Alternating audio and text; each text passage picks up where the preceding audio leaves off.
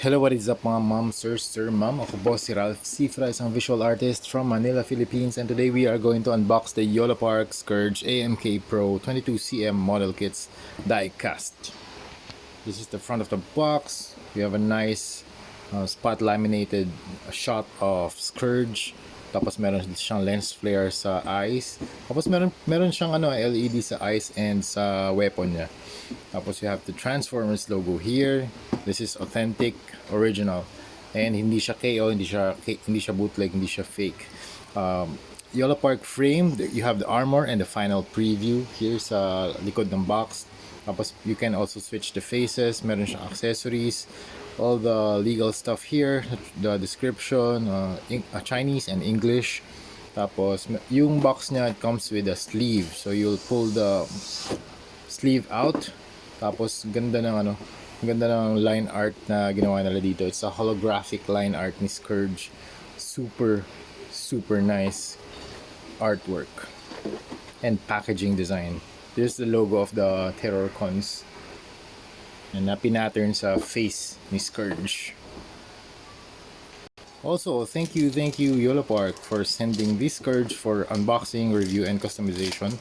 Tapos meron pa silang mga freebies like the metal badge of Scourge, very nice. Tapos meron din siyang board, Yolopark Transformers Rise of the Beast Scourge, and then you have the shot of Scourge here.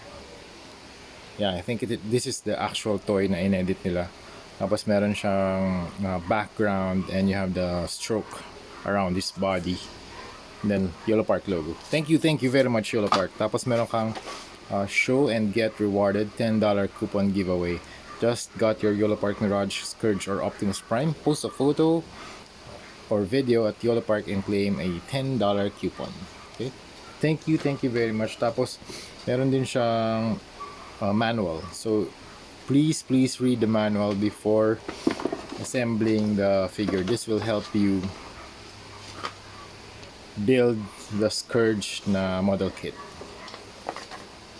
Alright, before anything else, I just want to remind everyone na kukuha ng Scourge na yung kanyang hands na knuckle, this part, super sharp, grabe.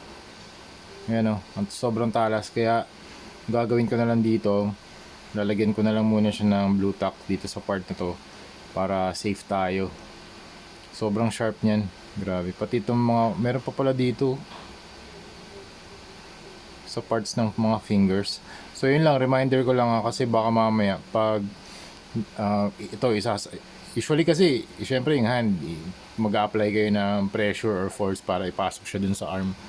Magkakaroon kayo, baka masugatan kayo. So yun, reminder lang din.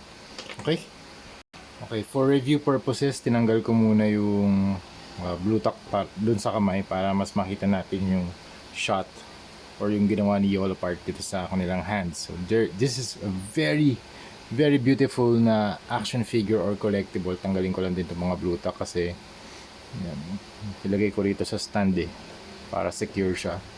Okay, tanggalin muna natin yan. So this is the front. Overall feel or build nito, grabe, ang ganda. Ingat lang kayo sa mga sharp na edges, lalo lang nga dun sa fingers and dun sa mga iba't iba, lalo na rin dito sa mga parts na to, yung mga pointed areas. Okay, be very careful sa mga parts na ganoon, and kapag nag-articulate kayo, careful din kayo sa pag-rotate kasi grabe, medyo may mga parts na dito medyo matatalas. Okay, ito rin, itong part na to, itong kanya blade. So ang height nito is around 22 cm.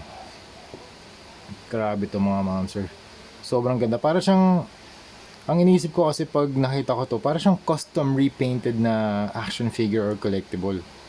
Grabe, wala na akong gagawin dito unless i-mattify ko to tapos magdagdag pa ako ng mga dry brushing. Pero one of the best repaints or one of the best na stock na paint na nakita ko from a toy company na nilabas as mass produced na AMK Pro series na toy line. Grabe yung paint job na ginawa nila dito. So you have the metal na, yun nga, die-cast siya. May mga parts na die-cast, so mabigat yung figure. And you also have the plastic parts. So selected lang yung die-cast dito, hindi lahat to die-cast, okay? Well, unfortunately, wala akong battery para matest natin yung LED niya sa eyes and sa weapon. Yan. And kung meron kayong mga nafe-feel na or nararamdaman na kunwari nag-rotate kayo tapos medyo loose, pwede nyo siyang higpitan dito. May mga screws naman dyan na naka-expose si YOLO part. Ang ganda nga ng pagkakagawa nila dito kasi kunwari medyo loose yung ito sa part na to. Teka, baba ako. Itong part na to, kunwari medyo loose. Pwede mo siyang higpitan gamit Phillips screwdriver. Ako ginawa ko yun sa AMK series. Pero dito sa Pro, parang lahat tight naman yung joints. So this is very fun to play with. And sobrang ingat lang din talaga ako kasi ayoko masugatan. Super angas talaga to ng Scourge. Grabe, wait lang ha. Yan, overall build is very solid. Yung tone ng color niya is very warm. You have the browns, the oranges, the reds. Tapos yung metallic parts niya, silver. And may degree of weathering din siya. May mga little speckles na metal. So I think they used a sponge here para i-dab yung paint. Ganda ng finish. Ganda ng factory finish. Para siyang custom repainted ng mga projects. Ganda pati yung likod. So yun yung overall tone. It's very dark, muddy. May rust. It's very rusty. Meron din mga metallic parts like the mufflers or smokestacks. Nga pala yung alt mode niya or yung vehicle mode niya, truck din. It's a very old truck na parang shape ng truck ni Optimus Prime, pero ito very old truck talaga. Talagang mayroong mga kalawang, maraming debris. It's like a brown orange rust all over it, all over the surface. And that's why ganito yung kanyang robot mode. Okay, start tayo sa head. The head is very angular. Look at the face mask. Actually, pwede mo siyang replace using an alt faceplate. I think ito battle damage pa to. Yeah, I think this is a battle damage one. Wait lang Pareho lang yung Scout, pero ito mas meron siyang rust. I think it's better to use this version. Ito die-cast tong ganda. Kabit lang natin Ay. Okay. So itong part na to, meron siyang slot for the faceplate dito sa gitna. Pero pag ito ginamit nyo, wala siyang slot, so hindi nyo makakabit to. Okay? So palit ulit tayo. Gamitin ulit natin yung original with the peg sa gitna para magamit natin yung faceplate niya. Okay? Let's put that back and then let's put this back again. Okay, so the face mask is very angular, tapos ito yung back of the head niya. Meron siyang mga layers of para siyang metal dito sa kanya neck na nagre-resemble as the collar. Tapos ito yung front part ng kanyang chest. Parang ito yung bumper ng vehicle. Tapos meron pa siyang mga silver parts dito. Waist, it's very nice, very sturdy, very solid build talaga. And then you have broad shoulders na meron siyang mga trophy or logos dito. Nakalagay dun sa Wikipedia, he's a trophy hunter. It's the most fearsome trophy hunter in the universe. Okay, marami siyang napatay. Around 63. He has the highest kill count of all Cybertronians of 63 kills. Okay. Tapos ang mga weapons niya, double-sided na sword called Dark Blade. I think this is Dark Blade. Dark Blade, tapos Electric Claw. I think this is the Electric Claw. Ion Cannon, this is the Ion Cannon. Very cool. Transformer controlling devices or virus. Wielding machine at the ends of the fingers. Very nice, long. Ito parang muscular arms yung ginawa nila ditong design. This one is very muscular. This one is very angular. Tapos dito rin sa legs, rounded din yung legs niya, hindi siya angular. Parang nire-resemble yung mga muscles. Tapos you have the knee pads, tapos meron ka legs, and also you have the feet. Ganda rin ng feet niya, very solid build. Mas malapad para mas makatayo ng maayos si Scourge. Okay, for articulation, let's go up. Head can go, it can look up, can look down, tilt side to side, rotate 360 pwede. Tapos ito this can also move yung kanyang upper part ng shoulder here. Tapos sa likod, sa likod pala hindi ko pa napakita sa inyo. Paganda ng kanyang backbone or spine. So you have some tubes here. Tapos rotation, okay, 360 para sa arm. Dahan-dahan lang din ako, ayoko masugatan. Shoulders can move up. I think this one is on ball joint. Yep, ball joint naman yung shoulder pads. This one can rotate. Okay. Double jointed na elbow.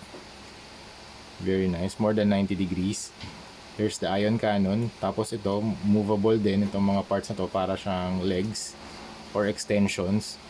The waist can also stretch. Abs crunch or stretch. Can also rotate. I think, hindi na mag-rotate. Ganun lang. Sobrang liit lang. Tapos wala nang cut dito sa waist. This one can move out like this. This one can move. You can rotate. Meron siya movement. Tapos can do some kicks. Wala nice. Whoa! Look at that kick.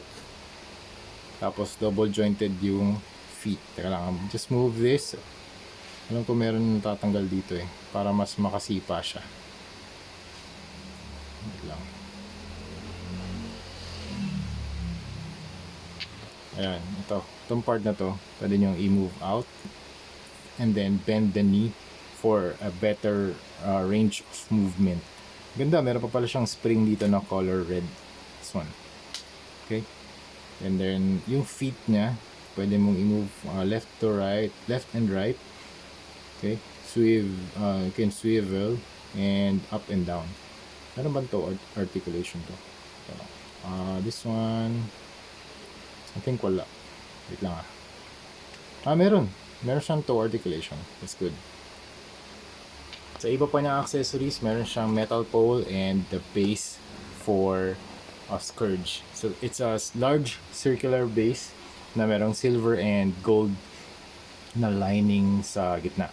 Tapos meron siyang logo dito. Ito, I think this one is the magnetic, magnetic na logo para pwede mong i-activate yung ilaw dito sa ion cannon and sa kanyang faceplate. Pero yun nga, unfortunately, wala akong mga batteries dito that will power up yung kanyang eyes and ion cannon. Okay? Ito yung isang weapon niya. Ano naman tawag dito? Electric claw. Na umiikot pa. Stick to. Ganda. Tapos, I think, that's it. Yung gagawin natin custom repaint dito, sobrang konti lang. I-repaint lang natin tong base. Actually, 3 base. Yung kay Optimus Prime, kay Mirage, at saka kay Scourge. Yung kay Scourge naman, tatanggalin natin tong dark blade niya. And then, we are going to paint this with orange or yellow para mas bright yung orange niya. Okay?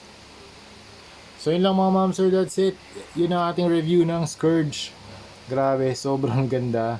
Yan, kahit ngayon daan-daan lang din ako maneuver ng Scourge na to kasi yun nga, nakakatakot siyang hawakan dahil baka masugatan ako. Pero I think yung pinaka sharpest parts lang talaga itong part na to, yung sa fingers. And overall, you can play with it. It's very fun to play with. Ang sarap niyang i-pose kasi grabe yung posability options din dito. Meron kang battery, meron kang LED. I think this one is yun nga, parang tingin ko custom repaint yung ginawa dito ni Yolo Park kasi sobrang ganda ng paint job na ginawa nila dito. You have washes of oranges, for rust effects. Tapos you have the metal na dry brushing technique, meron ka pang sponging. So yun, grabe ang ganda ng ginawa ni Yolo Park talaga dito. Again, thank you very much Yolo Park for sending this for unboxing, review, and customization. So yun lang mga ma'am sir, thank you very much for watching and see you sa next video. Bye bye.